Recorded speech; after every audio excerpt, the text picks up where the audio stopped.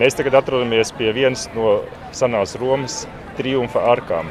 Vieta, caur kuru pēc lielām uzvarām un sasniegumiem militārajā jomā devās cauri karavadoņu uzvarētāji. Mēs zinām, ka arī liturģijā pēc neilga brīža Palmu svētdienā mēs pieminēsim kādu svinīgu ieiešanu. Tas ir Jēzus, kurš kā karalis, kā pazemīgs un miermīlīgs karalis ierodās svētajā pilsētā. Un mums ir iespējams piedalīties un izdzīvot, ņemt dalību šajā notikumā, dodoties uz baznīcu ar gaveļu saucieniem, ar līgsmību.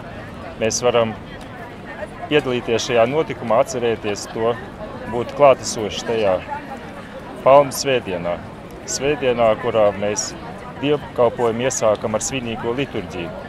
Kopā ar Jēzu aiz viņu mēs dodamies šajā svinīgajā gājienā, lai pavadītu viņu, lai sagatavotos arī lieldienas svinībām, jo tieši tas ir iemesls, kāpēc Jēzus ir ieradies svētajā pilsētā, lai uzvarētu nāvi, lai uzvarētu grāvu un lai to darītu caur nāvi un augšām celšanos.